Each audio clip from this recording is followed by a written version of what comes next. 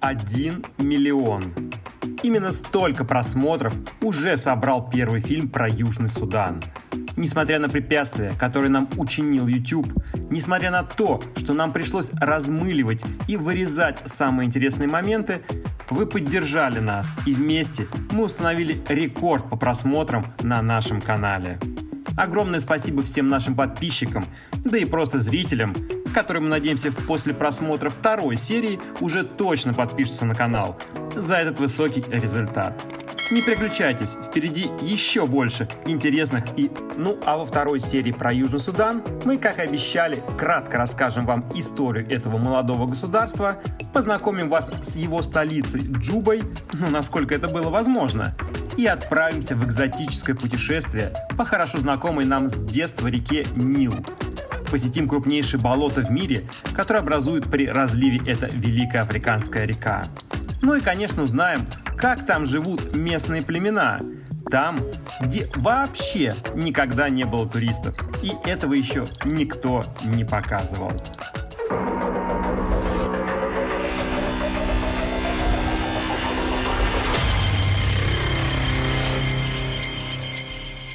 Чтобы показать вам столицу страны Джубу, нам пришлось вставлять в фильм в большинстве своем кадры из иллюминатора самолета или окна машины. Почему? Да потому что в Южном Судане действуют самые жесткие ограничения по фото- и видеосъемке среди всех стран мира. Ввоз камер строго регламентируется, и у одного туриста может быть только одна любительская камера, которую нужно обязательно зарегистрировать. Багаж тщательно проверяется. О дронах даже речи не может быть. Думаю, вы уже все знаете, чем закончилась история с нашим коллегой Ильей Варламовым. На любую съемку в общественном месте нужно разрешение от государственных органов, которые мы заранее оформили, но на которые, как оказалось охранникам и полицейским, абсолютно наплевать. Внешне Джуба совершенно не производит впечатление столичного города. Малоэтажная, разреженная, неказистая застройка скорее напоминает небольшой провинциальный африканский поселок. За 10 лет независимости здесь было построено всего лишь несколько административных зданий. Джуба – одна из самых бедных столиц вообще во всей Африке. И здесь почти на каждом круговом перекрестке стоит монумент вот такому мужичку с луком. И вот зовут его Джубик. Кто он такой? Дело в том, что когда сюда пришли первые европейские торговцы, Джуба было просто поселением небольшой деревни. И его главой был этот человек, его звали Джубик. И колонизаторы попросили основать здесь, на реке Нил, порт, чтобы по Нилу доставлять свои товары. И вот так вот имя вождя Джубик превратилось в Джубу. И теперь Джуба – столица Южного Судана. Сразу после получения независимости в 2011 году правительство решило перенести столицу в центр страны и отстроить ее с нуля. Но дальше громких заявлений дело так и не сдвинулось. Христианство сейчас основная религия в стране. И, как это часто бывает, религиозный вопрос был одним из ключевых в конфликте между христианским Южным Суданом и мусульманским Северным Суданом, частью которого он тогда и являлся. Конечно, это была не единственная причина, но именно она дала толчок развитию движения за независимость. Ребят, настало время прояснить ситуацию с фотосъемкой в Южном Судане. Здесь в Джубе она просто катастрофически плохая. То есть у нас есть разрешение на съемку, но перед каждым объектом мы обязательно подходим к охраннику и спрашиваем, можно ли здесь снимать. Католический собор нам категорически отказал, но вот здесь нам снимать разрешили. Это протестантский собор всех святых в Джубе. Примечательно, что он был построен еще во времена, когда Судан был един. И построен был человеком из Хартрума. То есть это то, что Северный Судан вложился в Южный Судан, построил здесь собор. Думаю, даже самый ярый атеист согласится, что религиозные сооружения во всем мире являются одними из самых красивых зданий. Здесь же, в Джубе, можно смело говорить, что здания церквей вообще единственные красивые строения во всем городе. Находимся у мемориала Джона Гаранга. Это человек, который, в общем-то, благодаря которому и образовалось государство Южный Судан. В 1983 году он начал национальное освободительное движение Южного Судана, потому что Северный Судан хотел здесь, на этой территории, применить законы шариата. Он возглавил повстанческую армию и вел гражданскую войну целых 18 лет, до 2005 года. В 2005 году война закончилась, и Южный Судан частично получил автономию. Но, к сожалению, он в этом году умер. Только через 6 лет, в январе 2011 года, был проведен референдум по вопросу о независимости от Судана, на котором рекордные 99% населения поддержали это решение. Поддержали его и власти самого Судана. Тем самым Южный Судан стал самым молодым государством-членом ООН. Друзья, к сожалению, у нас не получилось доскать вам историю возникновения государства Южный Судан у мемориала Джона Гаранга, первого борца за освобождение страны, потому что прибежал военный и начал громко кричать: срочно удаляйте все ваши снимки и стирайте все фотографии с телефонов, вообще вы просто нарушители. Мы заказали заранее, у нас было разрешение на съемку, то есть мы проплачивали, у нас был список камер, все. Он говорит: это все полная фигня, оно здесь не действует. Вот если бы президент лично подписал бы вам бумагу, вот тогда бы я вам разрешил снимать этот памятник. Так что, друзья, пока Южный Судан – это страна номер один по недоброжелательности людей по отношению к съемке. Даже, знаете, мы подходили вот к парикмахерской на улице, там было крутое место, стоит там прямо стул, зеркало прибито на забор и стерегут людей. Подходишь, говорит: ребята, можно вас фотографировать? Они просто начинают орать. Если ты делаешь это без спроса, они говорят: мы сейчас вызовем полицию. То есть без бумаги шанс для чего-то пофоткать просто практически нет. Единственное место – это вот какие-то такие оазисы спокойствия, как этот ресторан Да Винчи. Смотрите, ребят, это Нил. Там вот купаются дети, и на заднем плане мы видим мост через Джубу. Это единственный мост в стране. Почему мы ехали так далеко по левому берегу, по западному берегу Нила в сторону Мундари, и потом возвращались обратно, и через Джубу переезжали по этому мосту на восточный берег Нила, и уже двигались в сторону города Бор, в племена Динка и болотом Суд. Как вот единственный этот мост, да, и то работает только одна его половина. Ну, а если работает только одна полоса движения, то даже при том минимальном трафике, который есть в Джубе, пробки собираются колоссальные. Нам действительно пришлось стоять около получаса, чтобы перебраться на другой берег. Ну и, конечно, единственный мост в стране, который Белый Нил разделяет на две части, стратегический военный объект, который снимать строжайше запрещено.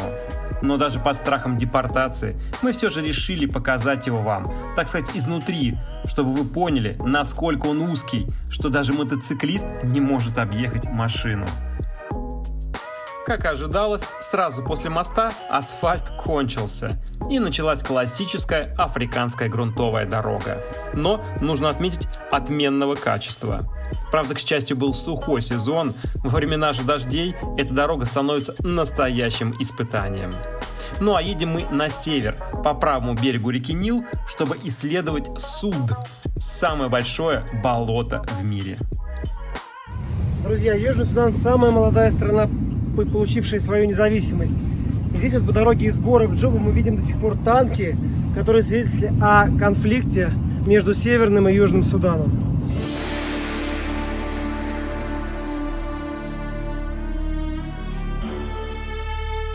Хотя это было не так давно, но танк уже в совершенно печальном состоянии. Вот такие сюрпризы на дорогах Южного Судана. Надо быстро фоткать и уезжать, иначе любая проезжающая машина тебя может заложить. Вот, друзья, русский вертолет, который летает в Джубу. RA означает Russian Airlines, то есть вертолет принадлежит России.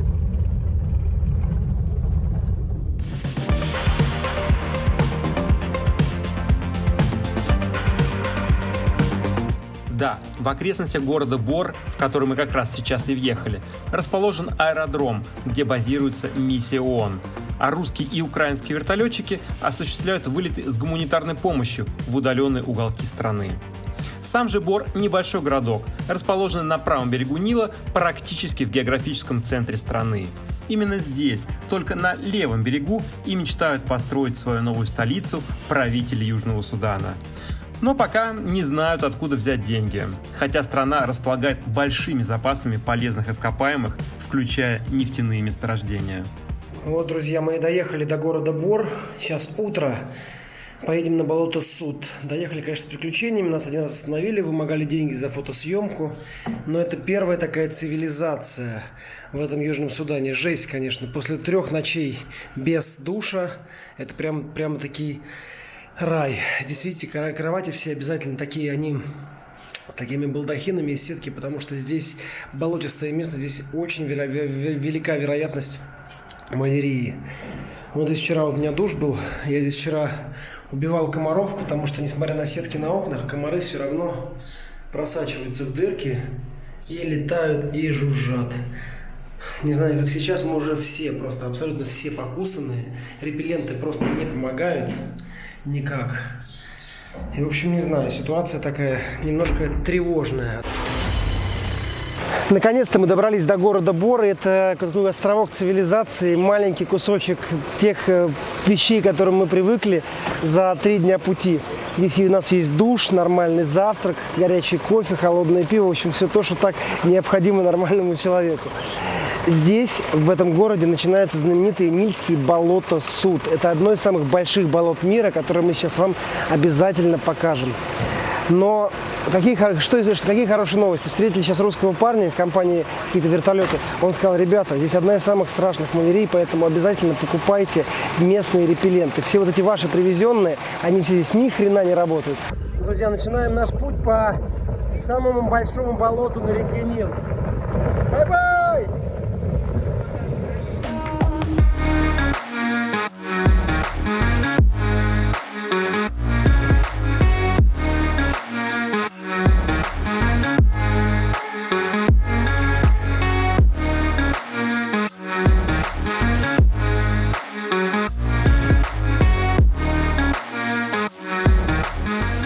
Бахр-эль-Джабель. Мы плывем по самой длинной реке в мире, друзья. Именно так называется здесь, в Судане, Белый Нил. Да, это он, Нил. Мы идем сейчас двигаемся по основному руслу реки, но вы видите, налево-направо простираются огромные заливные луга. То есть здесь Нил по факту не имеет четко выраженных берегов. И ширина русла постоянно меняется в зависимости от сезона дождей. Здесь, именно с этой точки, с города Бор, начинается самое крупное болото в мире. Болото, которое образует течение реки Нил. В сухой сезон площадь болот здесь ориентировочно 30 тысяч квадратных километров. Но во влажный сезон, который здесь начинается с мая и заканчивается в октябре, величина болот, площадь болот увеличивается в 4 раза. 120 тысяч квадратных километров. Сплошные болота, сплошные заливные луга.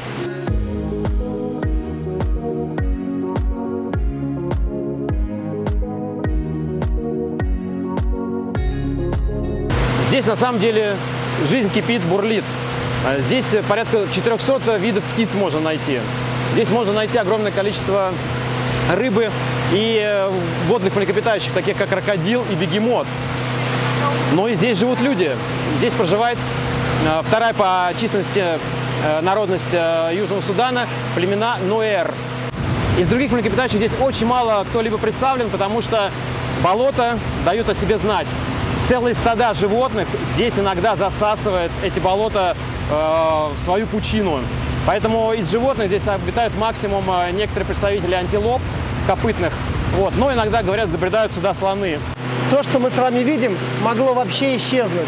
В 70-х годах 20 века совместно Египет и Судан сделали проект по постройке канала Джункали. То есть они хотели доставлять пресную воду из этих болот, которая здесь попросту испаряется, на другие земли Египта и Судана. Построили 240 километров канала из 360, но начавшаяся гражданская война в Судане не дала закончить этот проект.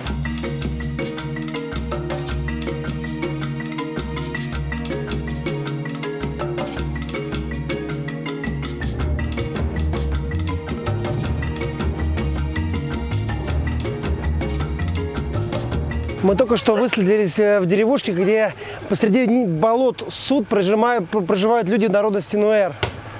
Вообще какая-то, ребят, глушь какая-то. Смотрите, здесь стоит у них церковь. То есть всего 3 домика и церковь. Обалдеть. Нуэр – крупнейшая народность в Южном Судане, входящая в группу нилотов.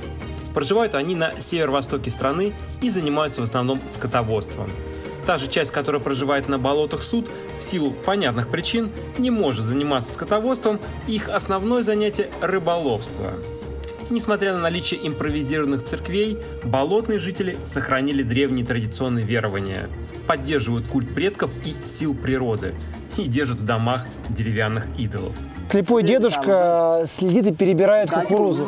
Если в большинстве случаев в городах местные жители ничего не делают, здесь они, вот рыбаки, реально работают. Майом, can you ask them how old is he? Вот дедушка знает, что ему точно больше 50 лет, но он не знает, сколько ему лет, потому что он не считает, они не знают, когда они родились, не знают дня рождения, у них нет паспортов, они просто живут, вот как жили их предки тысячи лет назад. Вот эти люди живут вот в таких небольших хижинах, просто поставлены палки, сверху натянута крыша из брезента. Но обязательно здесь, видите, небольшая циновочка, матрасик и москитная сетка, потому что мы находимся в месте, где вечером очень много комаров, и здесь реально очень велика вероятность заразиться малярией. Поэтому даже местные жители спят под москитными сетками. Ребят, смотрите, а это у них здесь вяленая рыба. Вот ее поймали здесь, и прямо вот они здесь ее как подкоптили. Смотри, прям правда, вся в мухах. Но здесь Так вкуснее. не хватает, конечно, не хватает здесь к этой рыбке холодного пива. Таскер, например, да? И вот она должна пролежать вот так вот под солнцем еще несколько дней, пока она будет вяленая. И потом ее можно уже везти в город и пить пиво. Да, дружок? Мы знаем, сколько лет детям. Сколько лет тебе, дружок? 12 years old. But the young generation, they count, right? Yeah. But the old one, no. He knows just as long as he goes to school, I'm sure he has been. Окей, видишь, вот дети, которые ходят в школу, они все-таки знают свой возраст. Даже здесь, на болотах, у них есть своя церковь. Да, вот здесь люди собираются. Нет у них, к сожалению, здесь никаких стульев. Но есть крыша и барабан.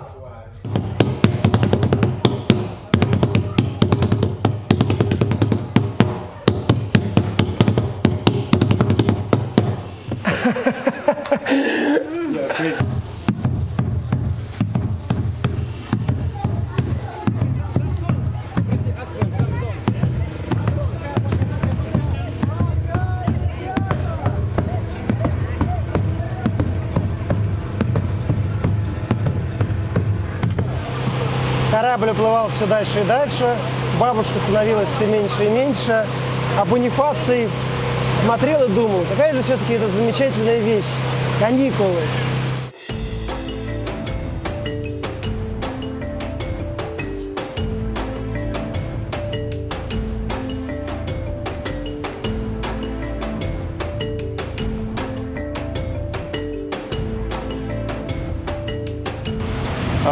Люди научились жить на болотах, научились осушать небольшие территории и использовать их и как земледелие, в качестве земледелия. Вот, но основная часть, конечно, этих людей – это рыболовство. Надеюсь, сейчас на нашей экскурсии мы встретим рыбачков и посмотрим, как они рыбачат. Hey, hello, guys! Hello! Крокодилы есть! Crocodiles! Крокодилы, конечно же, здесь есть. Мы с детства знаем, что Нил кишит крокодилами. Но сколько мы не высматривали, увидеть их нам так и не удалось. Что удивительно, потому что мы несколько раз видели погибших коров, тела которых спокойно плыли по течению.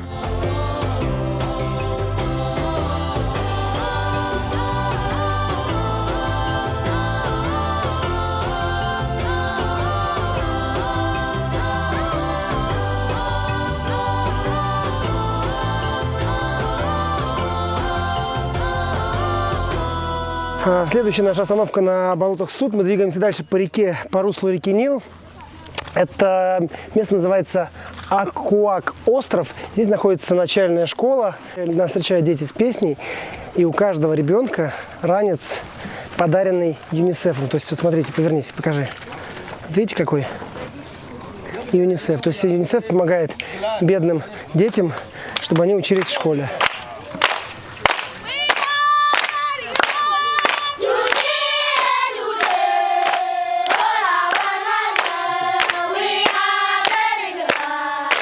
В данной школе обучаются до 300 детишек со всех окрестных деревень на болотах. Но ездят они учиться нерегулярно, а тогда, когда смогут привезти их родители. Учатся здесь представители двух народностей – нуэр и родственный им динка.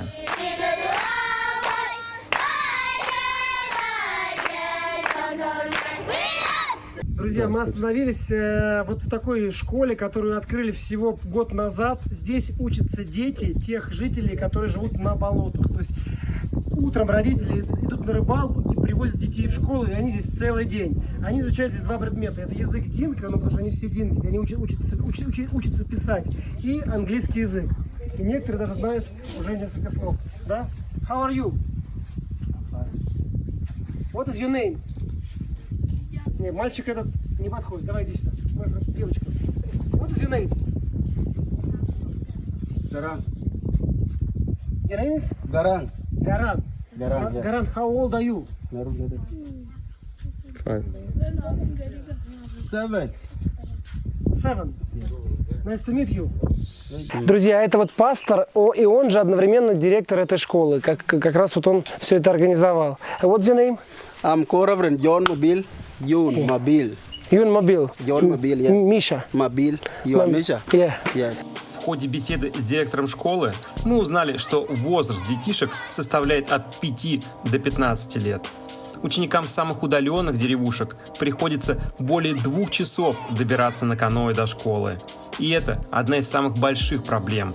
Правительство не выделяет денег на покупку школьного каноэ для развозки детей. Поэтому посещают они занятия крайне нерегулярно. Здесь у них, он говорит, что это единственная школа, он открыл ее только в прошлом году.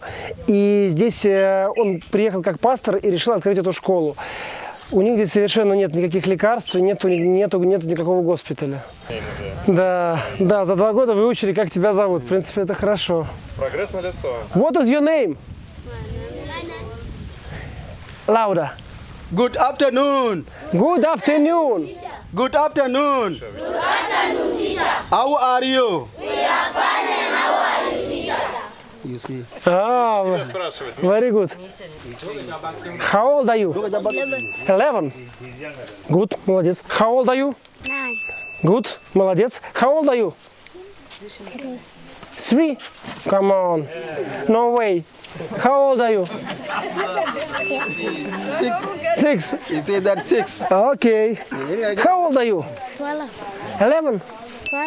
12. 12? 12 years. Молодец. How old are you? 10. Молодец. How old are you, small boy? How old are you? 5. 5. Yes. You say that 5. 5. Окей. Здесь проходят занятия в этом классе под навесом. Вот они учат. We use fruit as food and medicine. We also some use seed as medicine. В качестве, да. Science, spice and medicine. Yes. Вот так, друзья, такие английские, простые английские предложения. Дети таким образом в школе пытаются учить английский язык. This one, we use this one as the mat. Да, то есть у них нет стульев, они используют вот такие маты, на которых дети сидят и учатся. Ну вот здесь мы видим, друзья, что ЮНИСЕФ как может помогает бедным странам. Вот все дети, у них рюкзачки такие, но, к сожалению, у них нет учебников. Вот все, что они учатся, это они учатся в этих вот классах в школе. Ну что, друзья, покидаем школу, отправляемся дальше и, конечно, немножко поможем свой вклад. Thank you very much. Thank you. This is for kids. Thank you. Okay. Thank Take care of them. Okay. So you do great job. Thank you. So take care. Thank you. God bless you. Thank you. Thank you. Возвращаемся на нашу лодку. Сделали фурор. Детей развлекуха. А это Денис, пионер Варшавы. Поехали! Бай-бай! Бай-бай!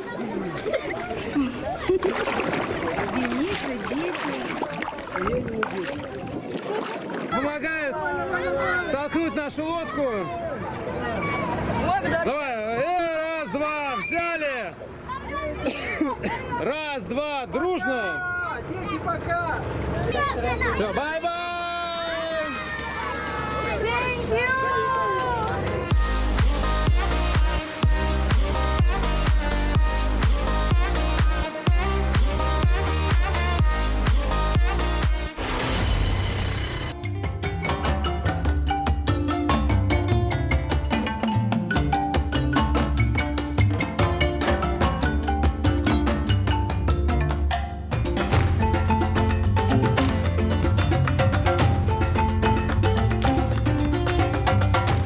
вернулись с основного русла реки Нил и уже плывем по протокам. Вот это уже настоящий болото Суд. Смотрите.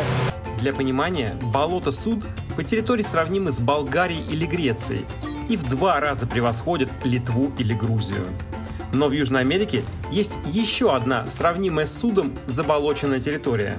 Это впадина в бассейне реки Парагвай, которая образует болото Пантанал. А знаете ли вы, где в России находится самая обширная заболоченная местность? И как она называется?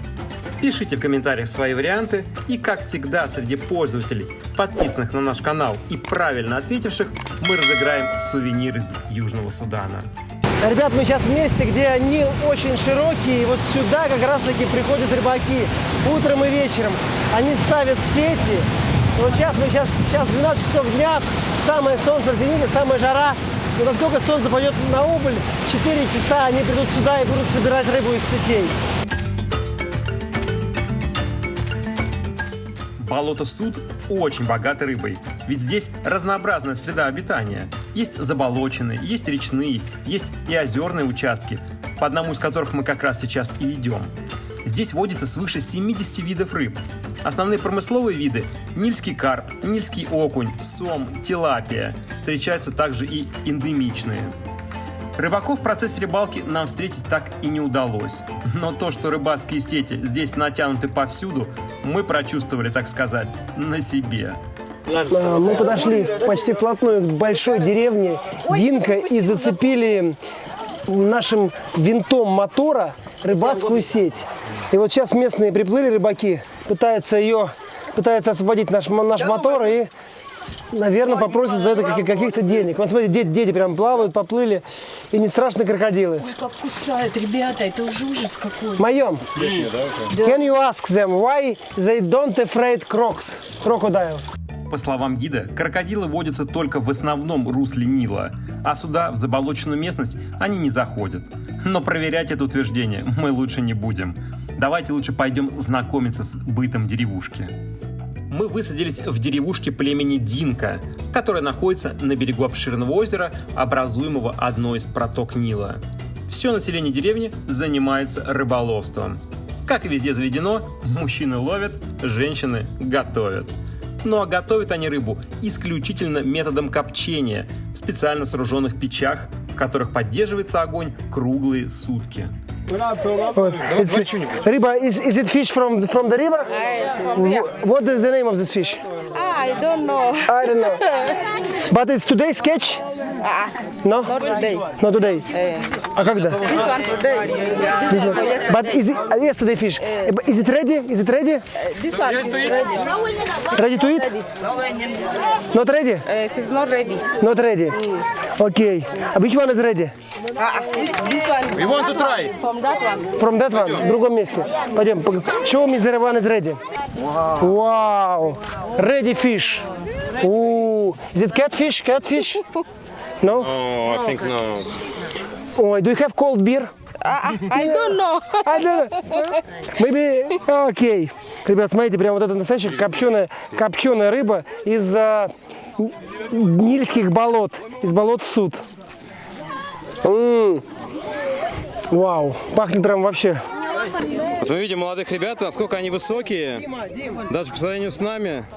Потому что это племя Динка, одни из самых высокорослых людей. Азербайджан? Азербайджан. Land of Fire. Good. Самые популярные футболки — это футболки клубов либо национальных сборных, либо разных еврейских клубов.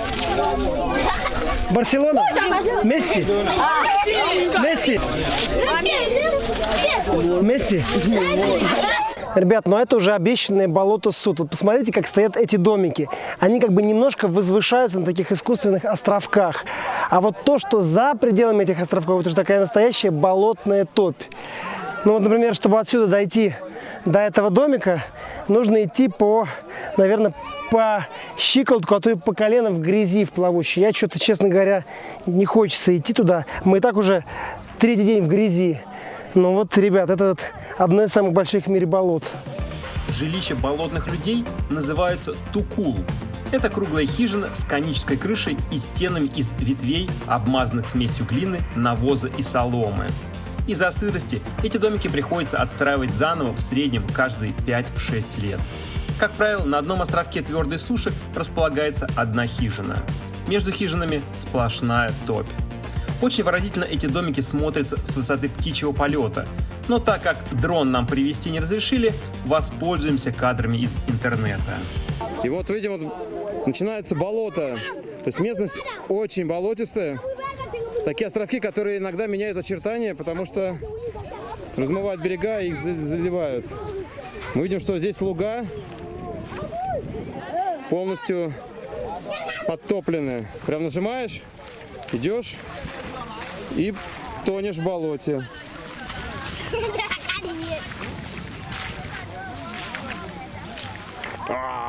Какая-то жижа противная.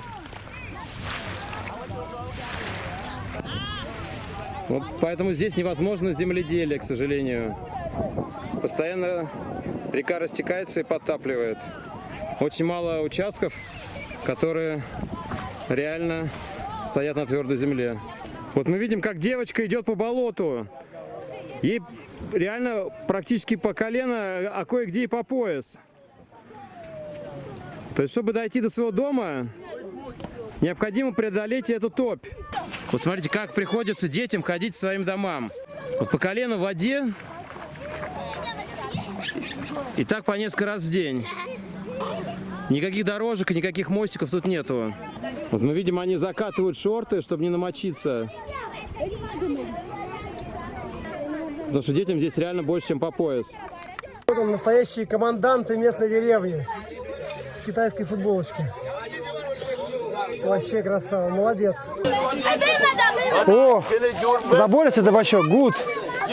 Кэптен, да? Вообще красава. Просто главный в деревне. Вот местные тинейджеры, подростки играют в игру. Чем-то называется она то ли лумбу, то ли как-то еще как. То есть смысл заключается в том, что они также кидают кости. Смотрите, но как они быстро все это делают. And what is the name of the game? Лумбо. Лубо. Смотри, как они быстро ориентируются. Раз. Но все же есть в деревне мужчины, которые не только отдыхают или играют в самодельные игры, но и продолжают работать даже в самое полуденное пекло. Рыбаки чинят свои сети, перебирают их и готовят к новой рыбалке. Сети для них – главный инструмент жизни, от которого зависит благополучие, да и просто выживание их семей. Женщины Динка очень высокие и статные. Некоторые украшают себя шрамированием, ну а некоторые просто расческой в волосах. Но самое главное отличие болотных жителей от городских для нас, для туристов, в том, что они спокойно относятся к фото- и видеосъемке и даже специально позируют. Ну, а самое главное удивление, уже перед отплытием у нас вызвали местные дети, которые зачерпнули воду прямо из реки и стали по очереди ее пить. Конечно же, парень набрал в кружку воду не около берега, а все-таки отошел вглубь метров на 10. Но все же... Да, они адаптировались и привыкли к этой воде с детства, и для них она вкуснее, чем бутилированная. Ну, а нам пора покидать гостеприимную деревеньку. Местные жители продолжали заниматься своими делами, дети продолжали резвиться в воде, ну а рыбаки на этот раз уже заблаговременно вынули свои сети, чтобы мы их еще раз не порвали.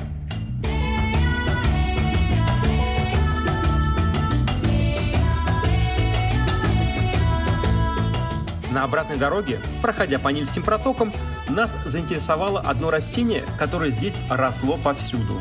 Гид нам объяснил, что это растение, которое произвело в мире культурную революцию, когда люди научились его обрабатывать. А вы догадались, что это за болотное растение? Это будет нашим основным вопросом на розыгрыш приза из Южного Судана. Подписывайтесь на канал и пишите в комментариях название этого растения. А мы поехали обратно в столицу Джубу на сувенирный рынок выбирать подарок победителю розыгрыша. Одно из немногих мест в Джубе, где можно фотографировать спокойно. Сувенирный рынок. Сейчас пойдем закупать подарки на розыгрыш призов. Вот, ребят, смотрите, мы сейчас на рынке в Южном Судане. И смотрите, какие здесь продаются сувениры. Вот такая кепочка. Крым. Шляпка. Шляпка. Do you know where is it from? This, I bought them in Kenya. In Kenya. You bought that? This one? Yeah. But do you know the meaning of it? No. It means Crimea Peninsula. Huh? Do you know Crimea Peninsula? The beach. Yeah, there are lots of beaches there. Реально, здесь на рынке в Южном Судане кепочка Крым. Друзья, по традиции мы на рынке сейчас с Южного Судана в городе Джуба и покупаем здесь вам сувенирчик. Вот такая вот табуреточка из Южного Судана с рисунком, смотрите. И, my friend, Почти корова. what is it called? Bamba. Buffalo. Buffalo. No, not the animal. That place. Bamba. Bamba. Bamba. Stool. This is a stool. Say it again. Stool. Stool. Yeah. Like in Russian. A stool seat. Yeah, English is stool. English is stool, да. Yeah, it's I okay. did with 3 days. Stool. Окей. Так что вот этот складной стульчик достанется одному из наших подписчиков. Так что, ребят, подписывайтесь на канал и открывайте мир вместе с нами. И не забывайте нажимать на колокольчик, чтобы не пропускать уведомления о новых видео. Сядь на него, покажи, не смей. Нормальный стульчик такой. Оставляем на рынке в Джубе сувенирную наклейку с логотипом нашего канала. Ребят, кто эту наклеечку найдет, сфоткает и отправит нам, получит тоже дополнительный приз от канала pointonthemap.на карте. Вешаем ее вот сюда вот аккуратненько так. Вот. Ребята, подписывайтесь на канал и участвуйте в розыгрыше подарков в каждом ролике. Все, это входная дверь в сувенирный магазин, в котором мы делали вам подарки. Координаты появились, ребята. Вот вам для понимания, именно в этом магазине мы оставили нашу наклейку. Thank you very much. Bye. Друзья, комментируйте, ставьте лайки, делайте репосты. Правильно отвечайте на вопрос и участвуйте в розыгрыше этого прикольного складного, вот так вот, опа, стульчика. Ставим точку на карте. Болото Суд, Южный Судан. Подписывайтесь на наш канал. И открывайте мир вместе с нами.